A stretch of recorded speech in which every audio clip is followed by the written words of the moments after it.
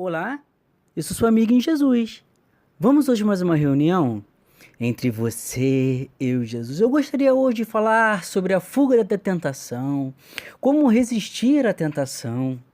Mas antes temos que falar os nomes do Senhor e as suas finalidades. Deus cuida do seu povo quando ele sofre. O nome desse Deus é Yahvé. O Senhor está presente e acessível, perto dos que invocam por livramento, perdão e orientação. Deus adverte, mas no final julgará aqueles que perseguem seu povo. O nome desse Deus é Jeová Tsidkenu. O Senhor é nossa justiça. Deus dará vitória ao seu povo. O nome desse Deus é Jeová Roi. O Senhor é nosso pastor. No capítulo 10 de João, do versículo 10 ao 11, diz assim: o ladrão não vem senão a roubar, a matar e a destruir. E eu vim para que tenham vida, e a tenham com abundância. Eu sou o bom pastor dá sua vida pelas ovelhas. Em toda a Bíblia, nunca houve algum relato que Deus perdeu alguma batalha. É só ter fé e o mundo espiritual começará a se movimentar. O nome desse Deus é Jeová Sabaote, o Senhor dos Exércitos, também conhecido como General dos Generais. Fiel povo de Deus herdará o seu reino em sua totalidade. O nome desse Deus é Jeová Maquidesh, Senhor que santifica e nos torna santos. E será desta forma que poderemos herdar o reino dos céus. Em 1 Coríntios, capítulo 10, versículo 13, diz assim: não sobreveio a vocês tentação que não fosse comum aos homens. E Deus é fiel. Ele não permitirá que vocês sejam tentados além do que podem suportar. Mas, quando forem tentados, Ele lhes providenciará um escape, para que o possam suportar. A sensualidade, lascívia e depravação. Lascívia, tendência de excitar desejos sensuais. Sensualidade, apelo proposital aos sentidos físicos para satisfação pessoal. A Bíblia nos mostra que toda tentação permitida por Deus podemos suportar, porque são tentações humanas e que também, junto à tentação, virá o escape, o refrigério.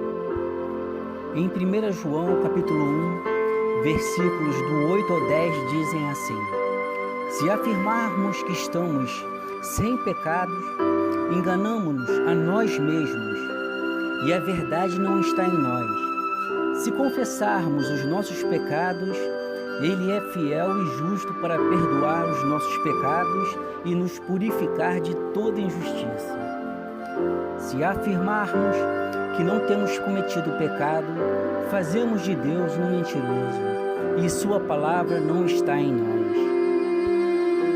As tentações vêm nos encontrar em nosso meio, seja ela dentro de sua casa, no trabalho ou na rua no seu dia a dia. Temos que ter a convicção de que ela pode ser suportada e que sempre terá o escape. Em Romanos, capítulo 8, versículo dos 5 ao 9, diz assim: quem vive segundo a carne tem a mente voltada para o que a carne deseja.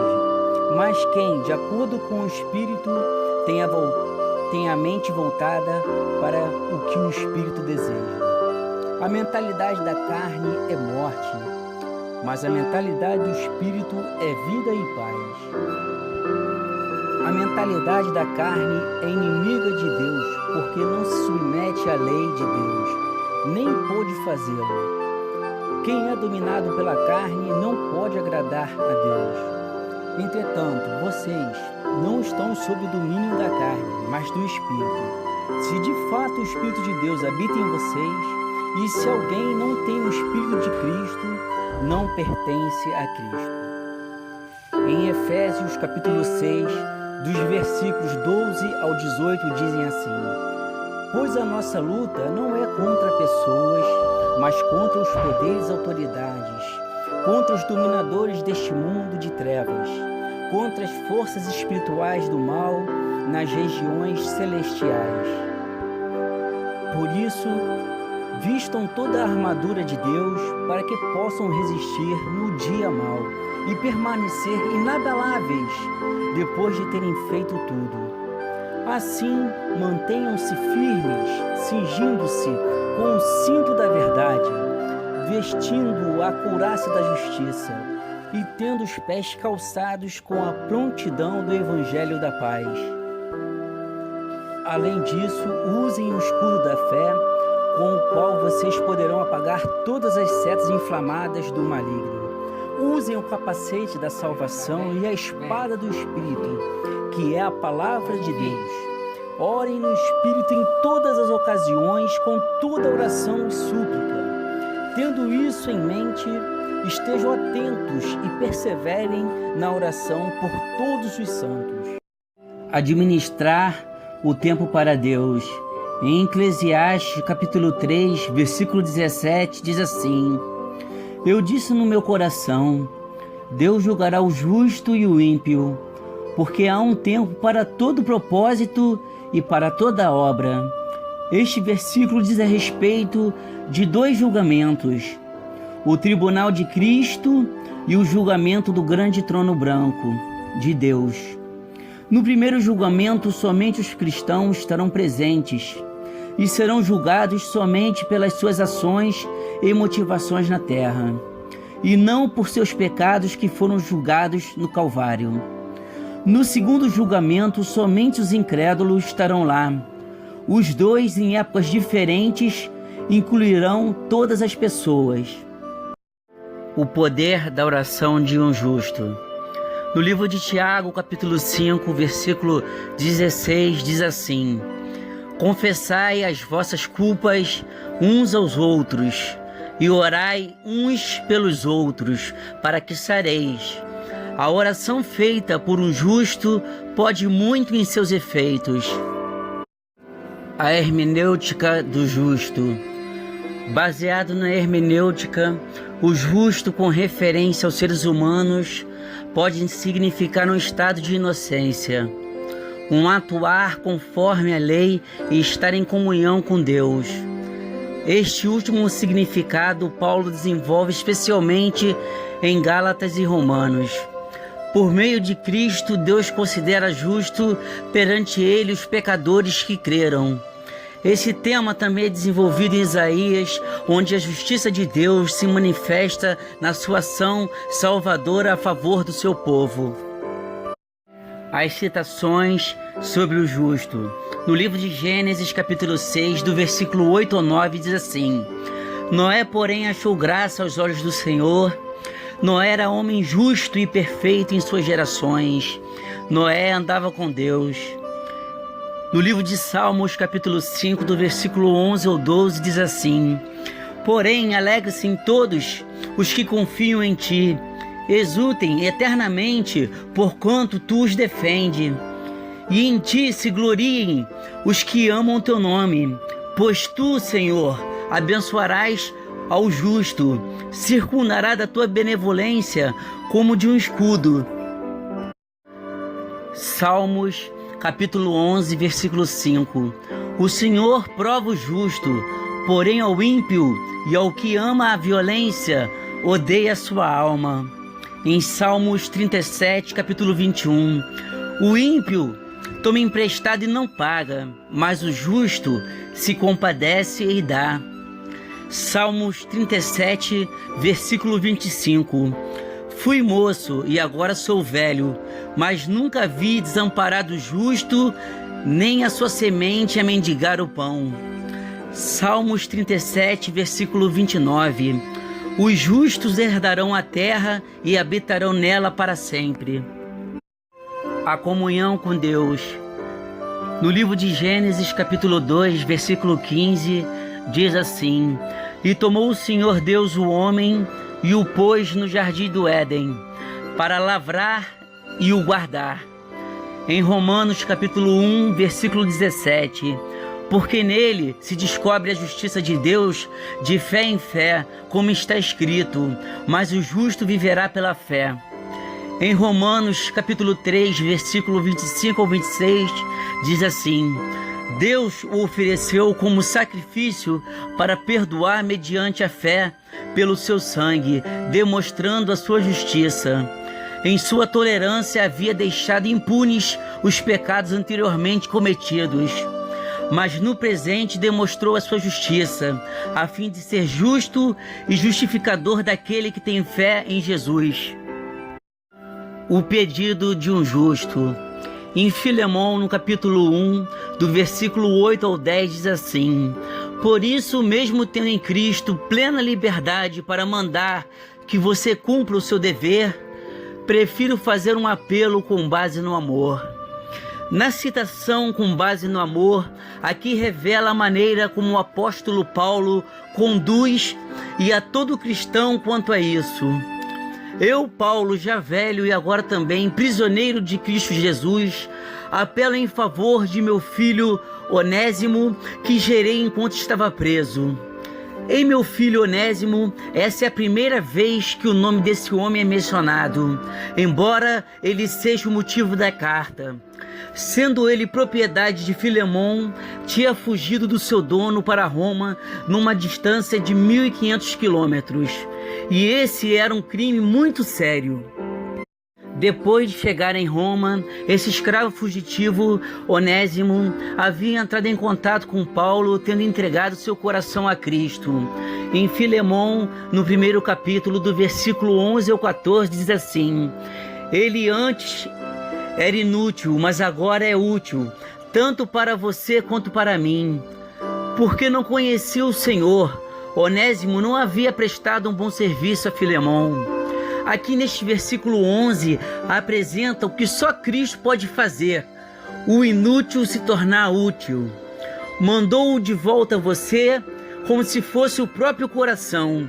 Onésimo estava voltando para casa e de fato entregando-se, que é o que deveria fazer uma vez aceitado Jesus Cristo. A súplica de Paulo feita a Filemão, que recebe de volta o seu antigo inútil e agora recebe o novo homem útil, na expressão como o seu próprio coração, é o mesmo como se fosse como meu filho. Deus deseja que desfrutemos do nosso trabalho. Em Eclesiastes capítulo 3, versículo 13, diz assim: e também que todo homem coma, beba e goze do bem de todo o seu trabalho. Isto é um dom de Deus. Comer, beber, trabalhar e desfrutar disso indica que o trabalho legítimo é obrigação do homem, mas não é o fim e nem o propósito de sua existência. A fé. Em Romanos 6, capítulo 6, versículo 6, diz assim: pois sabemos que o nosso velho homem foi crucificado com ele, para que o corpo do pecado seja destruído, e não mais sejamos escravos do pecado, pois quem morreu foi justificado do pecado. Ora, se morremos com Cristo, cremos que também com ele viveremos. Em Romanos 6, versículo 11, diz assim: da mesma forma, considerem-se mortos para o pecado, mas vivos para Deus em Cristo Jesus. Os frutos do Espírito. Quando entregamos nossas vidas a Deus, nosso Senhor, e nos mantemos longe do pecado, iremos desfrutar dos frutos do Espírito. No livro de Gálatas, capítulo 5, do versículo 22 ao 25, diz assim: mas o fruto do Espírito é amor, alegria, paz, paciência, amabilidade, bondade, fidelidade, mansidão e domínio próprio. Contra essas coisas não há lei. Os que pertencem a Cristo Jesus crucificaram a carne com suas paixões e os seus desejos. Se vivemos pelo Espírito, andemos também pelo Espírito. As obras da carne. Quando não temos vida com Deus, sempre andaremos nos caminhos enganosos e não teremos uma vida totalmente restaurada. Temos que amargamente viver junto com as obras da carne. No livro de Gálatas, capítulo 5, do versículo 19 ao 21, diz assim: ora, as obras da carne são manifestas: imoralidade sexual, impureza, libertinagem, idolatria, feitiçaria, ódio, discórdia, ciúmes, ira, egoísmo, dissensões, facções, inveja, embriaguez, orgias e coisas semelhantes. E eu os advirto que os que praticam essas coisas não herdarão o reino de Deus. A cereja do bolo. Mas é só para aquele que tem vida fiel com Deus, a promessa de vida eterna. Em 1 João capítulo 2, do versículo 24 ao 25, diz assim: quanto a vocês, cuidem para aquilo que ouviram desde o princípio permaneça em vocês. Se o que ouviram desde o princípio permanecer em vocês, vocês também permanecerão no Filho e no Pai. E esta é a promessa que Ele nos fez, a vida eterna. A importância da palavra de Deus.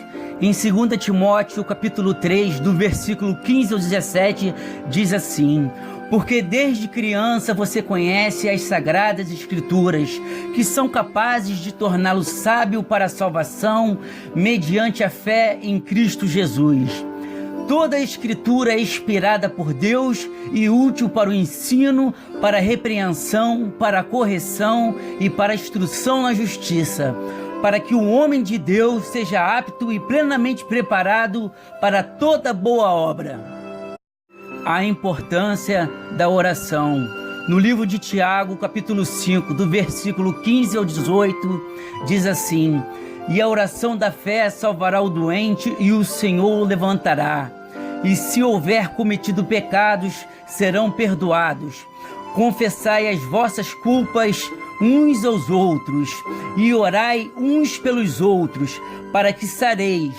A oração feita por um justo pode muito em seus efeitos. Elias era homem sujeito às mesmas paixões que nós, e orando pediu que não chovesse por 3 anos e 6 meses, e não choveu sobre a terra. E orou outra vez, e o céu deu chuva, e a terra produziu o seu fruto. A oração da fé é simplesmente o fato de Deus ouvir a oração e responder. E na parte, a oração da fé salvará o doente, revela a cruz sendo o meio de tudo, e é o Espírito Santo que efetua isso. A cláusula incondicional, se houver cometido pecados, torna claro que nem toda enfermidade é resultado do pecado, embora alguns sem dúvidas sejam. Sendo o caso, o Senhor tanto curará como perdoará com base na fé. No versículo citado, sobre o grande profeta Elias, que foi arrebatado em vida por Deus, numa carruagem de fogo e que está sujeito às mesmas paixões, foi dito desta maneira sobre Elias pelo Espírito Santo, para que saibamos o que está ao alcance de Elias também está ao nosso alcance. Na parte em que Elias ora para que não chovesse por 3 anos e 6 meses, nos mostra o poder da oração, mas se orarmos segundo a vontade de Deus. O amor de Deus é infinito. Em João capítulo 3, do versículo 16 a 17, diz assim: porque Deus amou o mundo de tal maneira que deu seu Filho unigênito, para que todo aquele que crê não pereça, mas tenha vida eterna. Porque Deus enviou o seu Filho ao mundo, não para que condenasse o mundo, mas para que o mundo fosse salvo por ele. A paz que Cristo deixou. No livro de João, capítulo 14, do versículo 26 ao 27, diz assim: mas o Conselheiro, o Espírito Santo, que o Pai enviará em meu nome, ensinará todas as coisas e fará lembrar tudo o que eu disse. Deixo a paz, a minha paz lhes dou. Não a dou como o mundo a dá. Não se perturbem os seus corações e nem tenham medo. A paz que Cristo nos deixa é sem dúvida uma paz diferente da do mundo. Essa paz demonstra uma paz em meio às guerras, uma paz de domínio próprio quando somos provados, uma paz junto à mansidão, uma paz no perdão, uma paz em meio às tribulações, uma paz quando somos acusados. Essa é a paz que só aquele que crê na cruz e no que Jesus fez nela por nós pode ter. A cruz e Cristo. Hoje só é possível obtermos respostas de Deus e até mesmo enfrentar tribulações com a vitória garantida quando depositamos toda a nossa fé em Cristo e no que Ele fez por nós na cruz, na qual, para nos justificar, Jesus pagou um alto preço com seu sangue carmesim, nos lavando de todos os nossos pecados. E Cristo, que é a fonte de onde obtemos o perdão das feridas de nossas almas e a restauração por completa de todas as áreas de nossas vidas para os corações verdadeiramente arrependidos. Um ponto de fé e de esperança para a sua vida. Em 1 Coríntios, capítulo 2, versículo 9, diz assim: mas como está escrito, as coisas que o olho não viu e o ouvido não ouviu e não subiram ao coração do homem, são as que Deus preparou para os que o amam. A importância do ID. No livro de Marcos, capítulo 16, do versículo 15 ao 16, diz assim: e disse Jesus: ide por todo o mundo, pregai o evangelho a toda criatura. Quem crê e for batizado será salvo, mas quem não crer será condenado. Neste capítulo de 2 Timóteo, Paulo encoraja os cristãos sobre a oportunidade de pregar em qualquer ocasião, ou seja, oportuna ou inoportuna. Em 2 Timóteo, capítulo 4, versículo 2, diz assim: pregue a palavra, esteja preparado a tempo e fora de tempo. Repreenda, corrija, exorte com toda paciência e doutrina. O porquê de jejuar. No livro de Marcos, capítulo 9, do versículo 25 ao 29, diz assim: quando Jesus viu que uma multidão estava se ajuntando, repreendeu o espírito imundo, dizendo: espírito mudo e surdo, eu ordeno que o deixe e nunca mais entre nele. O espírito gritou, agitou-o violentamente e saiu. O menino ficou como morto, a ponto de muitos dizerem: ele morreu. Mas Jesus tomou pela mão e o levantou, e ele ficou em pé. Depois de Jesus ter entrado em casa, seus discípulos lhe perguntaram em particular: por que não conseguimos expulsá-lo? Ele respondeu: essa espécie só sai pela oração e pelo jejum. Entendimento eclesiástico para que a nossa fé não morra. Apesar de muitas das vezes no templo praticarmos o ato da boa vizinhança e querermos agradar ao pastor ou ao padre, temos que ter a convicção de que o cordão umbilical deve estar somente ligado na cruz e no que Jesus fez nela por nós. Muitos cristãos se perderam no meio da caminhada por causas que certamente Deus não foi e nunca será o culpado. As pessoas se baseiam nos pecados do homem, que já tem a sua tendência pecaminosa, e praticam seus pecados ocultos, onde Deus não coabita em meio desta situação. Igreja é um lugar de vários degraus, onde cada um, com sua fé e sua obediência ao Senhor, se mantém no caminho da fé e da salvação e avançam degrau por degrau, ao chegar ao ponto do Espírito Santo nos purificar e nos santificar. Então não devemos nos decepcionar e nem permitir que isto nos afaste do amor de Cristo. Voto de fé. Quero agora te convidar a fazer um voto de fé em 4 etapas e veremos como Deus nos ama e é misericordioso. Na primeira etapa, devemos sempre confiar em Deus no que fará ou no que pode fazer. Isso se chama fé e é através dela que poderemos ser salvos. Em Mateus capítulo 26, versículo 41 diz assim: vigiai e orai, para que não entreis em tentação. Na verdade, o espírito está pronto, mas a carne é fraca. Devemos diariamente ler a palavra, pois é através dela que alimentaremos a nossa fé. Na segunda etapa, nosso Deus é um Deus ciumento. Não pode haver idolatria. E ela pode acontecer de várias formas diferentes. Pelo simples fato de ficar o dia inteiro em redes sociais e não sabermos administrar o tempo para Deus, é um exemplo, entre outros, de idolatria. Na terceira etapa, devemos aceitar a conversão, onde o velho homem morrerá e nasceremos de novo como filhos de Deus através do batismo, e o nosso nome estará escrito no livro da vida, de onde prestaremos contas no dia do juízo final. Então agora o pecado não habita mais em nós, e sim o Espírito Santo. E já sabendo que temos a tendência à natureza pecaminosa, devemos ir para o joelho dobrado e pedir perdão ao Senhor. Sabemos que no início pode parecer difícil, mas ao perseverar e começarmos a ter experiências com Deus, te garanto que nunca mais nos afastaremos dos caminhos do Senhor. Em Romanos, no capítulo 8, versículo 35, diz assim: quem nos separará do amor de Cristo? Será tribulação? Ou angústia? Ou a perseguição? Ou a fome? Ou a nudez? Ou perigo?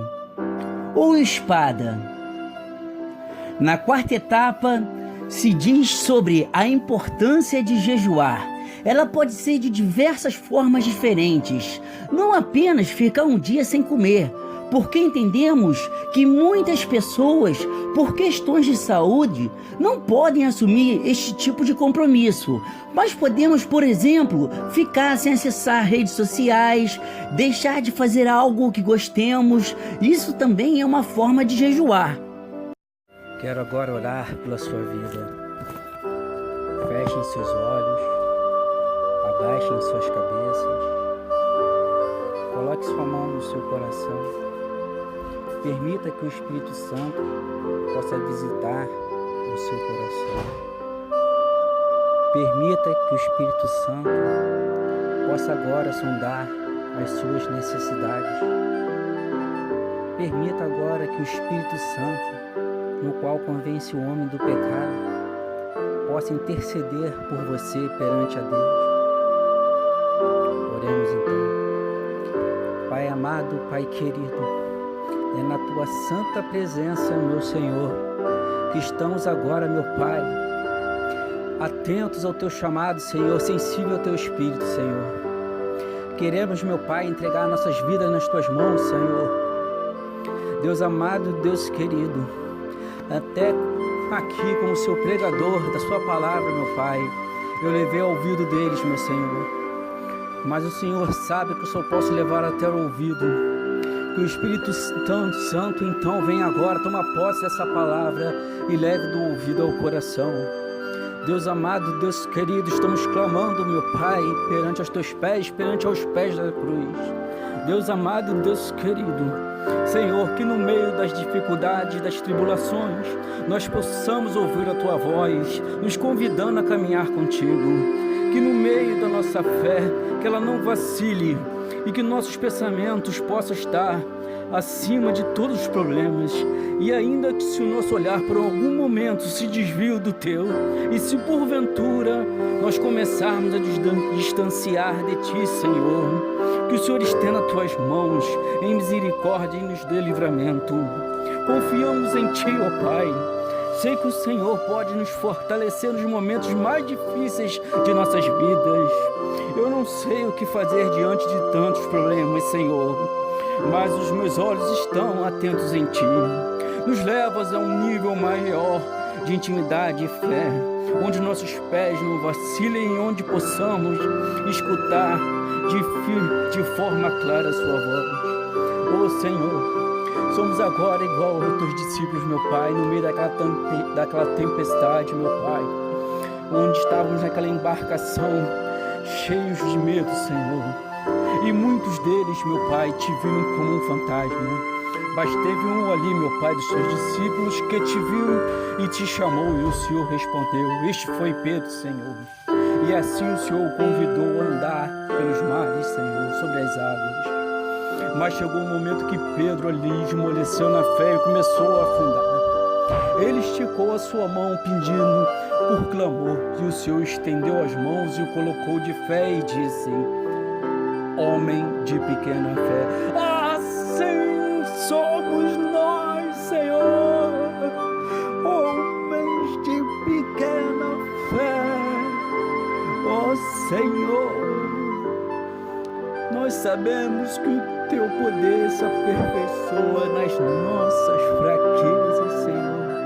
É quando estamos fracos que verdadeiramente estamos fortes. Ó Senhor, nos guarda, Senhor, nos livra do mal, Senhor. Meu Pai, visita o coração dessas pessoas, Senhor. Te entrego na tua mão cada coração desse que foi, meu Pai, semeada a tua semente, meu Pai, a sua semente fértil. Oh Deus amado, Deus querido, toma na mão os teus filhos, Espírito Santo de Deus, o Messias Jesus Cristo, onde Ele é o caminho e a vida e a verdade, e ninguém vai ao Pai a não ser por Jesus Cristo.